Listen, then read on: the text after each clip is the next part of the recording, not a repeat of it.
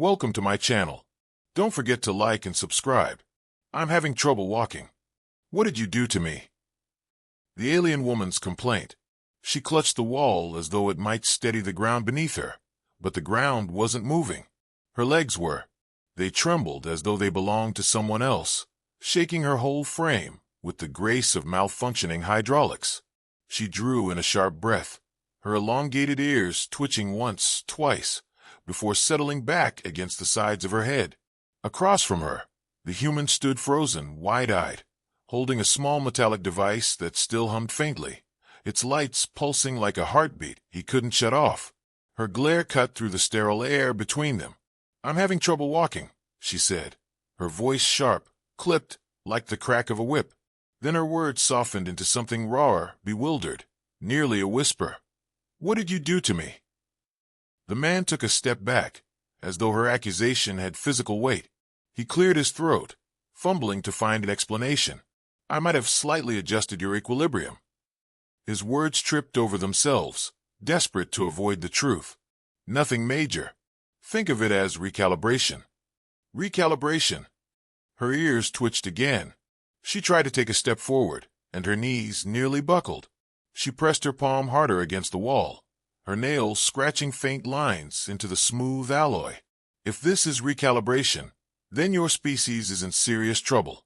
My legs feel like they've been replaced with those wobbly toys your children play with, the ones with springs." He swallowed hard, forcing a smile that didn't quite land. "Well, at least you're upright." Her narrowed eyes made it clear the joke was unwise. Still, she tested her balance again, shifting one foot in front of the other. It was less walking and more a series of near collisions with invisible obstacles. Each step looked like she was about to topple forward, only to snap herself upright at the last second. The man winced with every wobble, his hand twitching as if to catch her, but never quite daring to reach. She stopped, planted her feet, and turned to him with simmering fury. "You changed me. Don't deny it." His shoulders sagged. He exhaled, the fight to dodge the truth crumbling. "I didn't mean to," he said quietly, holding up the device like a guilty child showing a broken toy. It was supposed to be a language bridge, a translator. But the frequencies, they didn't just link our words. They linked us, at a biological level. Her ears flattened back. "You tried to teach me your language, and instead you made my legs tremble." "Well," he offered weakly, "technically, that's communication too, just not verbal." She blinked at him, silence stretching long enough that he wondered if she would strike him. Then, with icy calm, she muttered, "Your species must have very strange courtship rituals." He nearly choked. "Courtship? No, this isn't." He waved the device frantically, as though it might clear the misunderstanding. "This is science, purely professional science." Her laugh was short, bitter, and surprisingly musical. "Professional science does not leave me clinging to walls like some injured hatchling. Professional science does not make my body rebel against me." She tilted her head, eyes narrowing again. "Unless, of course, your kind has redefined professionalism to mean incompetence." The man flinched. He wanted to argue, to defend his years of training, his long nights bent over data streams and calibrations, but she wasn't wrong. Nothing about this moment screamed competence. He rubbed a hand over his face and sighed. "You're right. I messed up. I really messed up."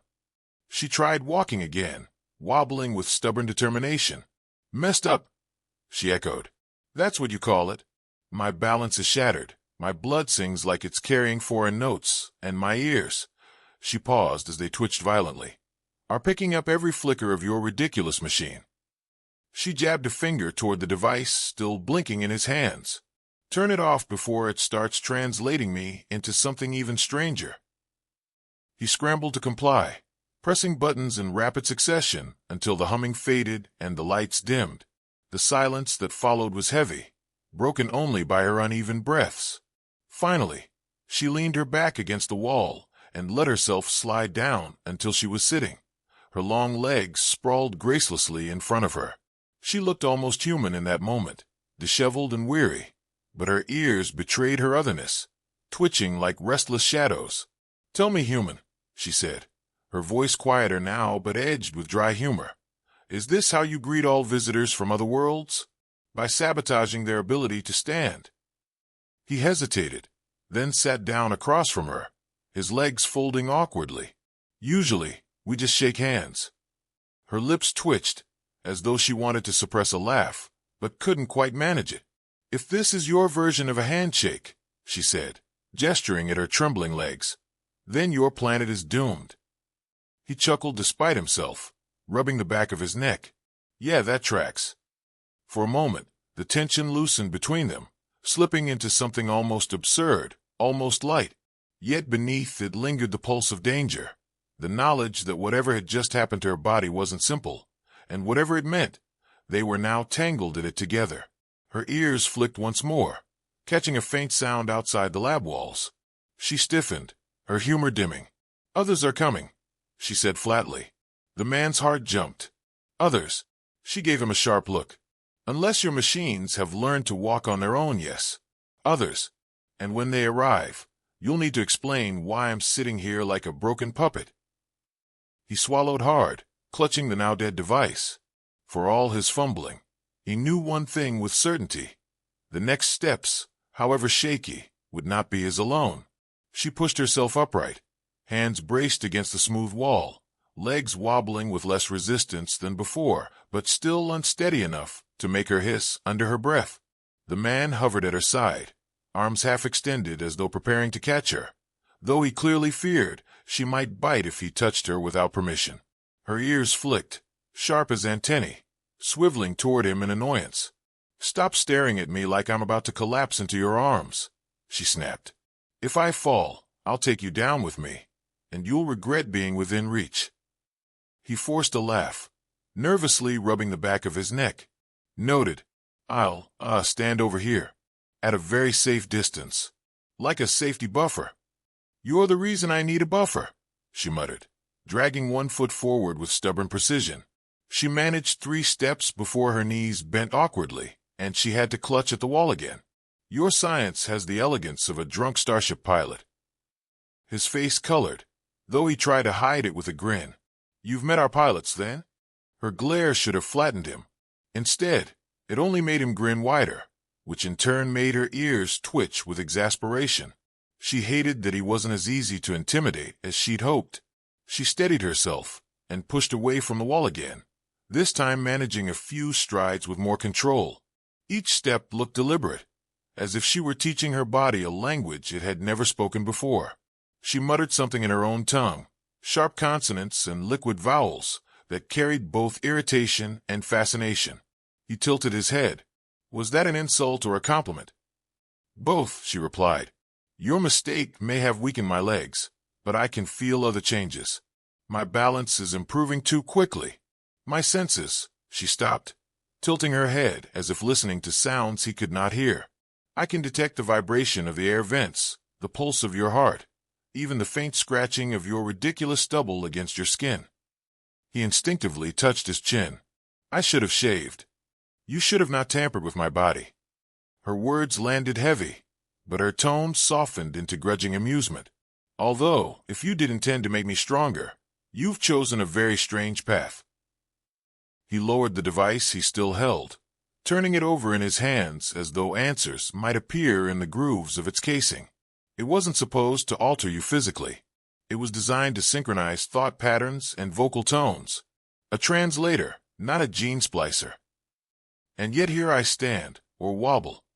She gave a dramatic wobble, exaggerating the movement until it looked almost theatrical, then smirked when he winced. Do you see? You've invented comedy at your own expense. Glad to be of service, he muttered. She tried again to pace the length of the corridor, each movement steadier, more confident, though her ears still flicked with every hum and buzz of the laboratory's machinery. She reached the far end and turned, her voice sharper now. Tell me why you built such a device. Your people already speak with their mouths. Why tear holes in biology for something your tongues already manage? He opened his mouth, closed it, then tried again. Because words aren't enough. Not always. People misunderstand war start, Entire treaties collapse because someone misuses a verb. I wanted a bridge. A perfect translator. No lost meaning. Just clarity. Her ears twitched, her expression unreadable. Then she gave a short, amused snort. And instead you gave me knees made of jelly. Quite the bridge. He chuckled despite himself. Okay, yeah. Maybe not my proudest day. She took another step toward him, steadier now, her gaze narrowing. And what about this connection? You said the device linked us. How deep is that link? He hesitated. I'm not sure. It's uncharted. We're both tuned to the same frequency now. Like two instruments vibrating to the same note. Her lips curved into something halfway between a smile and a threat. If I sneeze, will your body tremble? His face paled.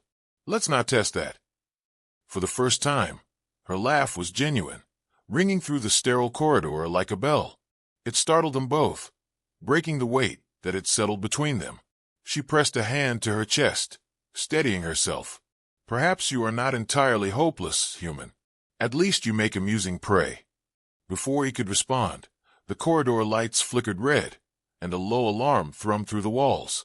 Her ears snapped upright, catching the sound instantly.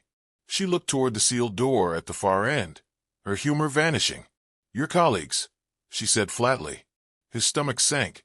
He recognized the rhythm of the alarm, the clipped voice echoing overhead. Containment breach. Genetic anomaly detected. He'd heard that protocol too many times to mistake it. They weren't coming to talk. She tilted her head, eyes narrowing as she studied his face. They mean to cage me, don't they? He hesitated, then nodded. Her trembling legs straightened, her spine stiffened, and her ears arched back in defiance. Then you'd better decide, human. Are you with them, or with me? His throat tightened. He looked at her, truly looked, at the sharp edges of her fury, the stubborn set of her jaw, the strange bond that even now hummed between them like a second heartbeat. He knew what the right answer was for his career, for his safety, for the years he'd spent building machines that promised order. And yet, staring at her, he felt those answers slip through his fingers. I'm with you, he said, surprising even himself. She smirked, her wobbling legs taking a decisive step toward the door. Good. Then let's see if your clumsy invention can keep up. The alarm blared louder. Footsteps thundered from beyond the door. She steadied herself, flicked her ears once in anticipation, and braced to move. The door shuddered as fists and mechanical arms pounded against it from the other side. The man took a step back, clutching the dead translator like a weapon he knew wouldn't fire. The alien woman rolled her eyes, one ear twitching in disdain. You plan to throw that at them? Very effective. Truly a warrior. It's not a weapon, he muttered, gripping it tighter anyway. It's a prototype. A really expensive prototype. Then at least aim for their heads when you throw it. Before he could respond, the door split open with a hiss. Figures poured in, men and women in containment suits, their visors glowing with scrolling data. Behind them, small hovering drones zipped forward, their lenses blinking red as they scanned the corridor. The alien woman wobbled once, steadied herself, then smirked. Your people come dressed for war against dust. They're not here for dust, he said grimly. She stretched her legs as though testing them. Her first step faltered, her second was better, and by the third she moved with surprising strength. Then let's not make this easy for them. The first drone zipped toward her. She ducked, more out of instinct than balance, and it smashed into the wall behind her with a burst of sparks. She laughed, the sound carrying strangely in the narrow hall. Fragile machines. Do they always break when someone sneezes? The man couldn't help a small smile. Usually, we just reboot them. She reached out and swatted a second drone with the back of her hand, sending it clattering to the ground like a stunned insect. I prefer my method. The suited figures advanced, voices crackling over intercoms. Stand down. The anomaly must be secured. She arched a brow at the man. Anomaly? Is that their name for me? He grimaced. Yes, but in fairness, they also call me that sometimes. Good. Then you belong with me. Before he could argue, she grabbed his wrist and pulled him forward. Her strength startled him.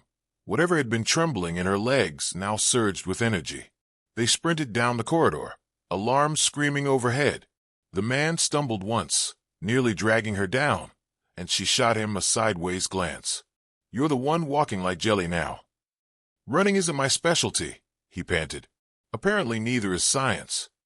He opened his mouth to protest, then shut it, realizing she wasn't entirely wrong. They rounded a corner, just as a heavy blast door began to descend. She tightened her grip on him, her eyes flashing. Faster! They dove beneath the closing barrier, rolling onto the polished floor on the other side. He groaned, clutching his ribs, while she sat up with a triumphant grin. "That was almost fun." "Almost." He coughed. "My ears are still ringing from your clumsy landing." He managed a weak laugh. "Sorry, I didn't train for action scenes." "Then consider this practice."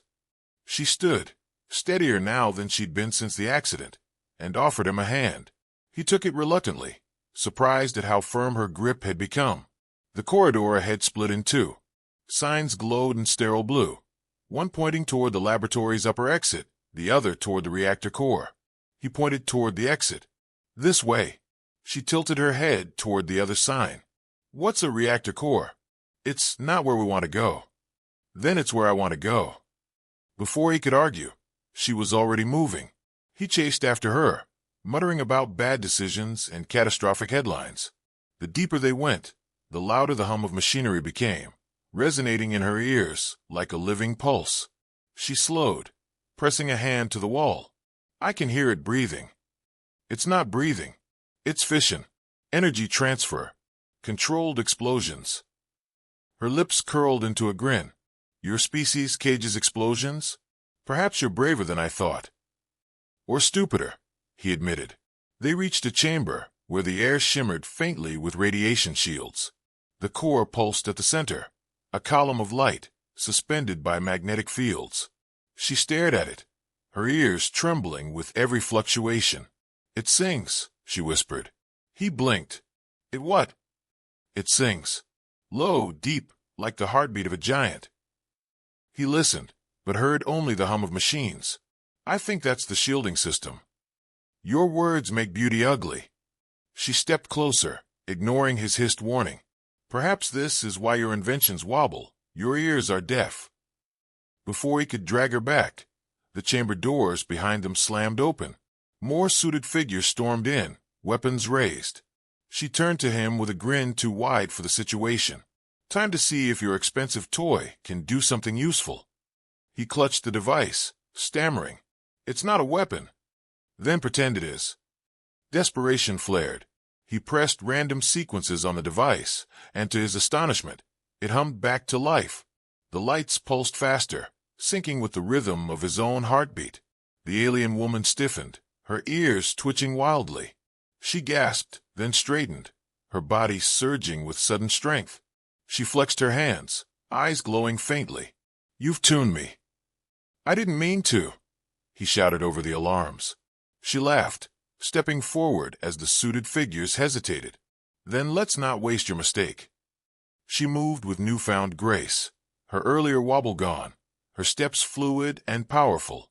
Drones swarmed, and she struck them down with quick, sharp blows, each impact scattering sparks. The containment squad faltered, confusion rippling through their formation. The man stayed behind her, clutching the device, heart hammering. He wasn't sure what he had unleashed, but for the first time, he saw her not as fragile or trembling, but as something unstoppable. She glanced back at him, eyes fierce, ears flaring. "Now I walk." The city swallowed them whole. Neon sprawled across towers like veins of light, the streets buzzing with hovercrafts that darted overhead like restless insects. He staggered behind her, lungs burning, still clutching the humming device that pulsed in his hand as though mocking his weakness. She walked ahead of him with a confidence that made her earlier trembling seem like a distant joke. Every step carried a rhythm, fluid and certain, her long ears flicking to track every hum of engines and every vibration in the air. "You've adjusted frighteningly fast," he panted, nearly tripping over a curb. She glanced over her shoulder, smirking. "Perhaps your mistake was a gift after all." "I feel stronger," Faster. My senses sharpened. Meanwhile, I feel like my lungs are about to revolt. Then stop talking and use your breath for survival. I'd love to, he gasped. But survival isn't really my department. Her laugh was sudden and sharp, startling a group of passers-by whose glowing visors flickered nervously before they shuffled out of sight. She slowed just enough for him to catch up, then added, "You humans build tall cities, but can barely climb a flight of stairs without dying. Strange priorities." "Hey," he said defensively, clutching a street pole for balance. "We have elevators. Perhaps I should carry you. You're slowing me down." He straightened instantly, coughing. "No need. I'm fine. Absolutely fine. See, sprinting ready." He made an awkward jog in place, which nearly caused him to topple. Her ears twitched, and she chuckled. "Your sprint looks like a malfunctioning cleaning bot." He groaned. "You're never going to let me live this down, are you?" "Not until you invent a device to erase my memory, which, judging by your track record, would probably give me extra arms instead." They turned into a narrow alley, neon signs buzzing overhead in languages that even he didn't understand. She paused, her ears twitching as she caught the faint whine of drones circling high above. "They're still hunting us." "Of course they are. You don't just walk out of a top-secret lab after fusing alien DNA without people noticing." She arched a brow. "So we stroll instead." "I was thinking more like hide." He pulled her toward a half-rusted maintenance door, which opened after he fumbled with a cracked keypad. Inside, the air was warmer, filled with the low hum of hidden generators. He slumped against the wall, panting, while she wandered through the cluttered space with curiosity, poking at discarded coils and glowing screens. "This is where you live?" she asked. "This? No. This is where I occasionally nap when people are mad at me." Her laughter rang again, unguarded this time. "You humans even have rooms for hiding from your own kind." "They're called labs," he muttered. She picked up a broken drone from a shelf, turning it over in her hands. "Your machines are clumsy. Too rigid. They don't adapt." "Funny. I was just thinking the same about people." She set the drone down, her expression softening for a moment. "Not all people. You, for instance, are very adaptable. Annoying, reckless, terrible at running, but adaptable." He blinked. Was that a compliment? "Don't let it go to your head." Before he could reply, the device in his hand pulsed harder, sending a sharp vibration through both their bodies. She gasped, grabbing the wall for support. He stumbled too, the sensation rippling like a shared heartbeat. "What was that?" he whispered. Her ears twitched violently, her voice strained but steady. "The link again. Stronger this time. Whatever you awakened in me, it's not done changing." He looked down at the device, horrified. "It's feeding back on itself, like it's rewriting the connection in real time. And you don't know what that means." He shook his head. "Not a clue." She smirked through the tension. "Good. I'd hate for you to suddenly become competent. It would ruin the charm." He groaned. "You're enjoying this way too much. Why not? If I collapse again, at least you'll be here to wobble beside me. We'll make a very symmetrical disaster." He couldn't help it, he laughed, even as fear coiled in his chest. Their situation was absurd, terrifying, and yet her humor chipped away at the panic. She steadied him, with one hand on his shoulder, her grip firm. "I don't know what comes next," she admitted, her voice quieter now. "But if your people want to put me back in a cage, they'll have to fight me first. And since you've tied yourself to me, they'll fight you too." He swallowed. "That's not exactly comforting." It wasn't meant to be comforting. It was meant to be true. Outside, the whine of drones grew louder, echoing down the alley. She glanced at him, her ears alert. "Time to run again, human. Unless you'd prefer to be their pet experiment." He stood, groaning, clutching the device tighter. "Running. Right. Just promise me one thing." "What?" "If I pass out, don't carry me." Her grin widened. "Too late. I already promised myself the opposite." They burst back into the neon-lit streets. Laughter and alarms tangled together. Two mismatched figures bound by accident, stumbling deeper into the city that was already shifting to hunt them. The streets narrowed until they spilled into a wide plaza, its floor tiled with glowing panels that pulsed like veins of light. Above, drones circled in widening spirals, their red sensors blinking as containment teams closed in from every direction. The man slowed, chest heaving, but the alien woman tightened her grip on his wrist and pulled him forward until they stood at the very center of the square. "They're surrounding us," he panted. Her ears twitched, sharp and unbothered. "Good. Saves us the trouble of chasing them. Your definition of good needs serious revision." The containment squad formed a ring, weapons humming as they powered up. A voice boomed from the lead visor. "Surrender the anomaly. The experiment ends here." She stepped ahead of him, steady now. No trace of wobbling left in her stride. "Experiment." Her laugh cut through the plaza like a blade. "Your kind fumbles with machines you barely understand, and you dare call me the mistake? If I am a mistake, I am one you cannot undo." The man raised the device, hands trembling. "Don't shoot," he blurted. "You don't understand. The connection can't be severed without." Without warning, the device pulsed again, stronger than before. A wave of energy rippled outward, scattering the drones midair like leaves in a storm. The containment squad staggered, their visors flickering. She inhaled sharply, eyes glowing faintly, and when she spoke, her voice layered with his for the briefest moment. "They are part of me now, and I of them." The soldiers froze, unnerved. The man blinked, shaking as he realized her words weren't metaphorical. He could feel it too, her heartbeat thrumming against his, her thoughts brushing against the edges of his own. The device had fused more than their languages. It had braided them together at their core. The leader barked another order, but the squad's formation faltered. The alien woman took a step closer to him, tilting her head. "They're afraid. Not of me. Of what I represent." He swallowed hard. "And what do you represent?" She smirked, her ears flicking back. "Evolution. With a terrible sense of humor, thanks to you." "Hey, don't pin that on me." Her laugh startled the soldiers as much as the drones. She turned to them, voice rising. "Tell your masters this. I do not walk alone. You wanted a weapon, but you created a bridge, and bridges are not so easily burned." Silence stretched.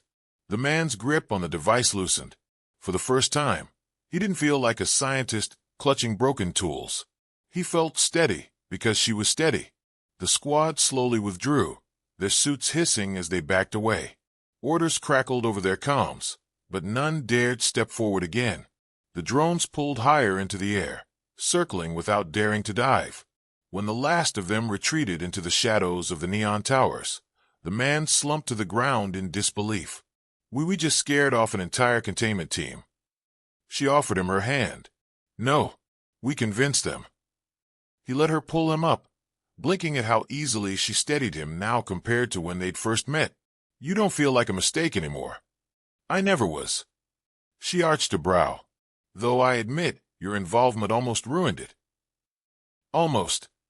Almost." Her smile softened. "But without your foolishness, I would not have discovered this strength, or this connection." He rubbed the back of his neck, awkward. "So you forgive me?" She tilted her head, ears flicking. "I will, if you promise one thing." "What's that?" "No more experiments on me while I sleep." He laughed, the sound shaky but genuine. "Deal." They turned from the plaza together, the city sprawling ahead of them. The alarms faded, the streets buzzing with ordinary life again as though nothing extraordinary had happened. She walked with calm assurance, her earlier complaint of memory now turned on its head. "I told you I was having trouble walking," she said, her voice light with amusement. "Yeah," he replied, grinning despite himself. "And now you walk better than me." "Then keep up," she teased, quickening her stride. He jogged to match her pace, though his steps were clumsy compared to her effortless rhythm. Still, when their shoulders brushed, he didn't pull away. Neither did she. The device in his hand flickered one last time, then went silent. Whatever bond it had forged no longer needed its circuits to exist. They were walking proof enough. She glanced at him, her eyes shining with both mischief and certainty. "You've changed me," she said, echoing her first words, but softer now, without anger. "And I've changed you. That is no accident." For once, he didn't stumble over an answer. Then maybe it was the one experiment worth keeping. She laughed, long and free, and together they disappeared into the glow of the city. No longer trembling, no longer alone. The end.